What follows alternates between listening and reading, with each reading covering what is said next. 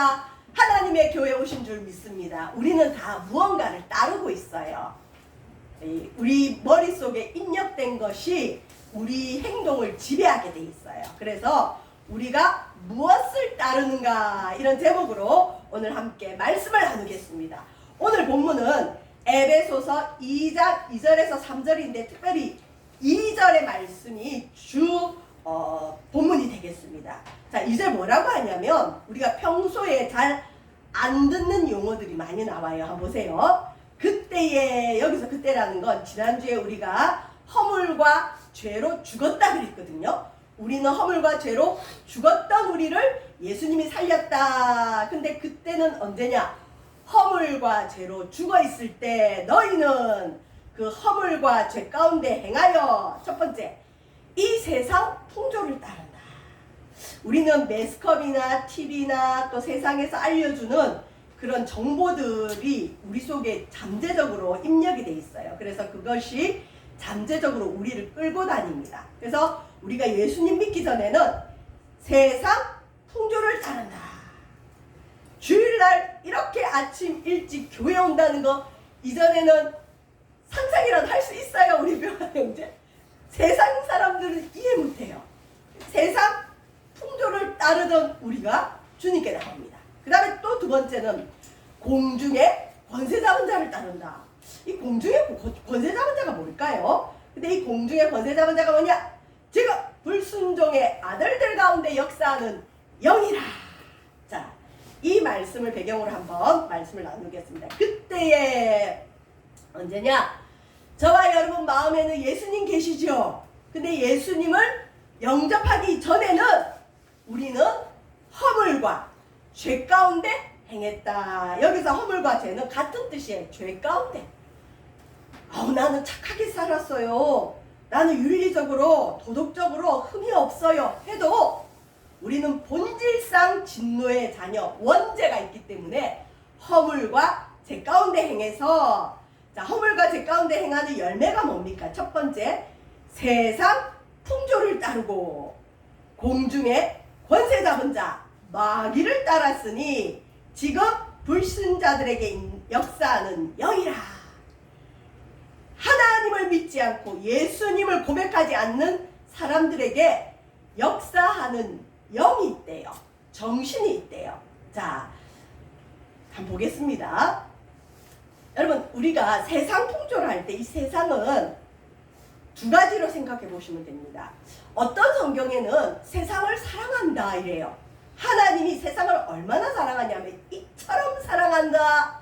자기의 하나밖에 없는 아들을 목숨을 다해 내줄 정도로 하나님이 사랑한다. 아니, 하나님이 사랑하는 세상은 무엇이며 또 마귀가 지배하고 있다는 세상은 또 뭘까요? 이 두 가지가 상반된 것 같지만 같은 거예요. 하나님은 타락한 이 세상, 하나님을 멀리하는 불신자들이 살아가는 이 세상을 사랑합니다. 구원하기를 원하십니다. 그런데 또 이 세상은 우리 믿는 자들이 깨어서 정신을 차리고 분별하고 따르지 않도록 노력해야 될 악한 곳입니다. 두 번째, 세상은 악한 자 안에 처한 것이며 마귀가 이 세상에 어느 정도 지배권을 갖고 있어요. 세상은 마귀하고 친합니다. 그래서 믿음이 좋으면 세상이 우리를 싫어합니다. 그럼 각오해야 됩니다. 자, 온 세상은 악한 자 안에 처한 것이며 마귀가 주장하는 타락한 세상이다. 자, 여기서 말하는 세상은 두 번째로 보시면 됩니다. 우리가 하나님을 믿지 않을 때, 특히 지금 하나님을 믿지 않는 세상 사람들 중에는 뭐 선비 정신처럼 청명결박한 분들은 안 그렇겠지만 대부분은 세상 풍조를 따라갑니다. 뭐 옆에서 뭘 사면 그 옆집도 사고 싶고, 누가 아파트로 이사가면 우리도 가고 싶고, 누가 수입차를 끌면 우리도 왠지 그걸 해야 될 것 같고, 그게 우리 보통 사람의 마음이죠. 그리고 그걸 추구하면서 살아가는 게 이 세상입니다. 자, 그런데 요한일서 2장 15절에 무엇이라 얘기하느냐? 이 세상이나 세상에 있는 것들을 사랑하지 마라. 여러분 매일 바보상자 TV를 보면요, 거기 안에 내용들을 사랑하게 돼요. 그리고 심지어 요즘 드라마, 영화들 보면 영적인 뉴에이지 쪽도 많고, 또 그 드라마를 보다 보면 흔히 사람들이 하는 말이 가정을 지키는 것이 바보처럼 보이고 자기 배우자 이외에 애인을 두고 살아야 좀 괜찮은 사람인 것처럼 비춰지는 드라마가 얼마나 많은지 몰라요. 그래서 지금 우리나라의 이혼율이 급속도로 높아지고 있잖아요. 세상을 속한 것들을 자꾸 보다 보면 세상을 사랑하게 됩니다. 근데 하나님은 뭐라고 하시느냐? 얘들아, 이전에는 세상을 사랑했지만 이제는 세상 사랑하지 말아라. 왜 그러냐? 누구든지 세상을 사랑하면 아버지의 사랑이 떠난다 그래요. 하나님은 우리가 예수님 믿을 때 우리 속에 와 계세요. 그래서 아버지가 우리를 사랑해 주세요. 하나님 아버지가 우리를 사랑하시는데, 하나님이 우리 속에 계신데 우리가 하나님보다 하나님을 대적하는 세상의 문화를 자꾸 쫓다 보면 사랑하게 되고, 세상을 사랑하면 하나님 사랑이 점점 멀어집니다.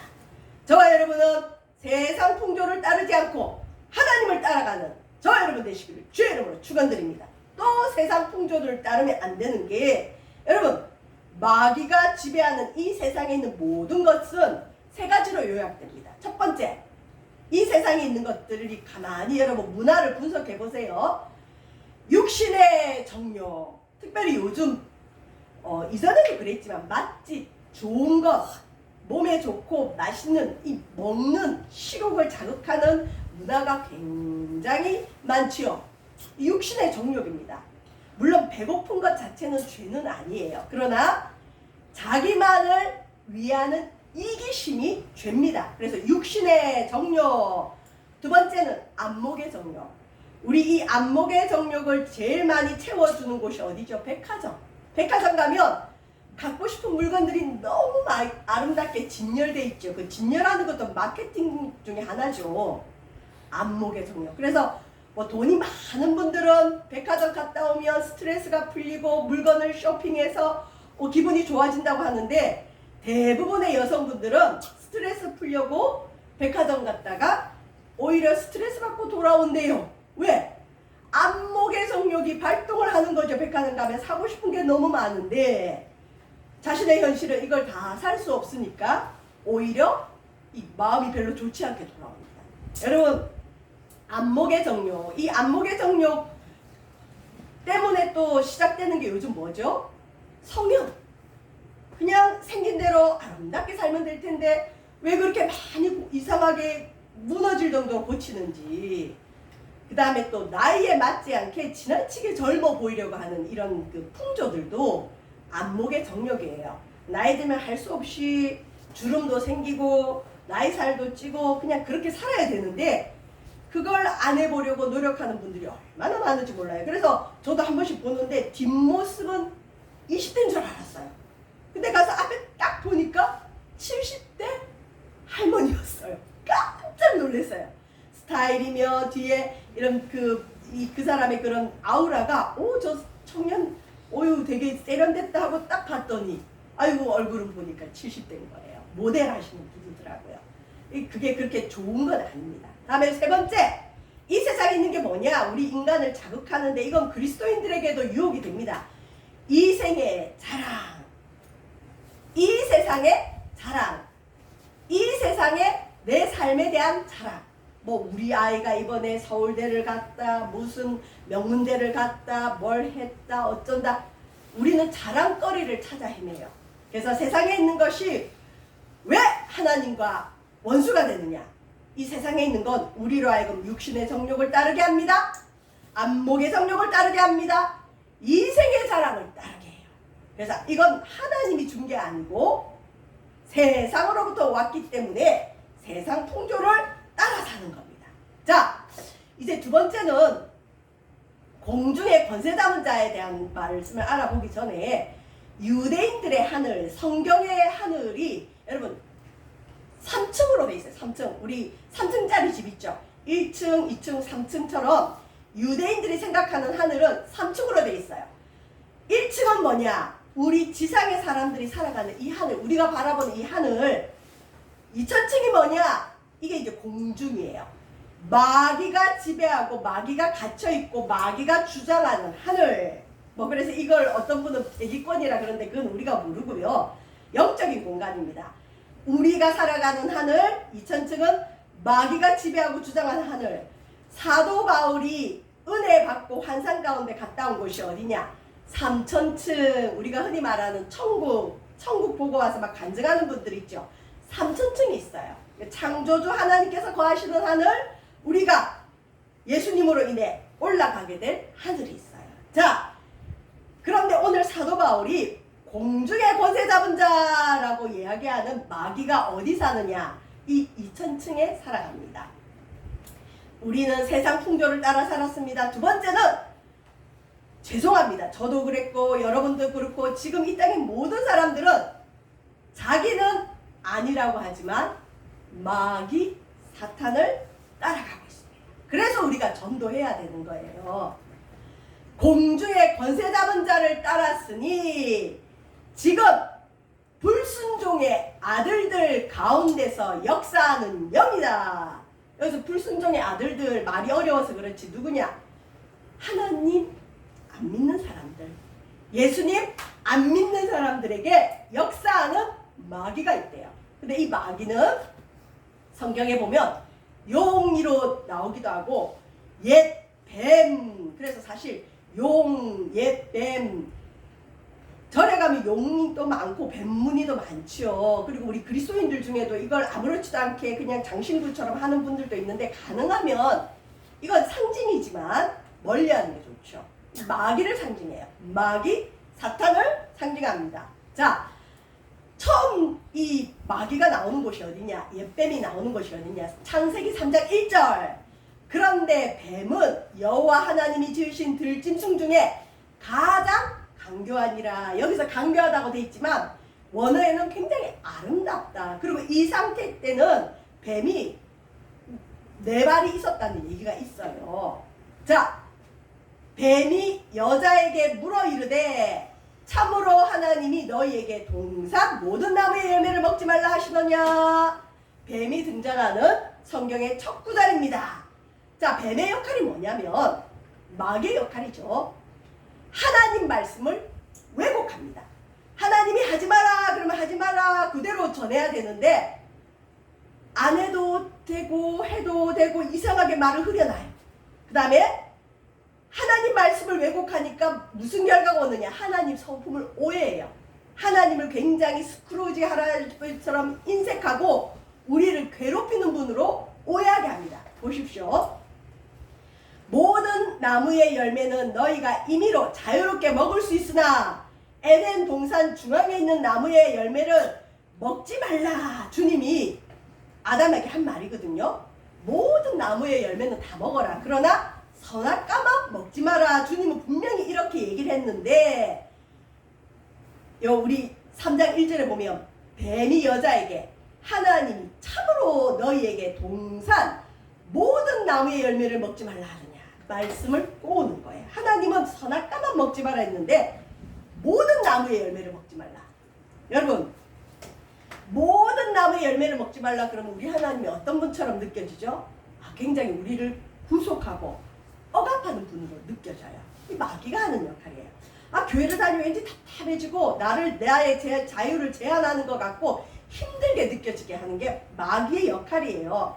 그렇게 하다 보면 또 어떻게 되느냐? 하나님은 좋은 하나님이 아니라 우리 인간을 시기하는 하나님.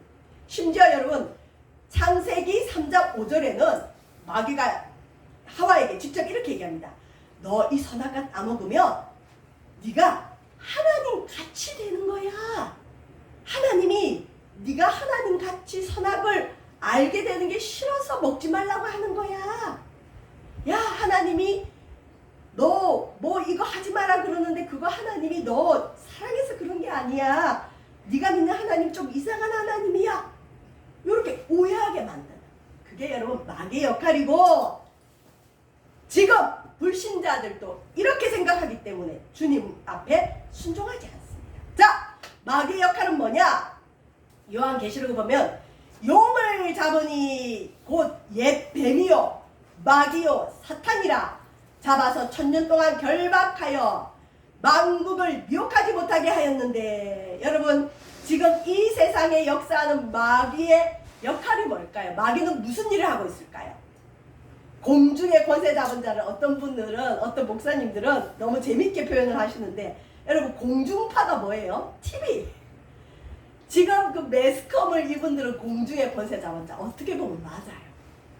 마귀가 역사를 많이 하는 공간이 매스컴이에요, 여러분.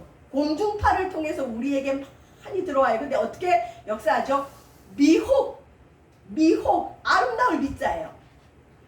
미혹이 뭐냐? 뭔가에 홀려서 정신을 못 차리게 만들어요.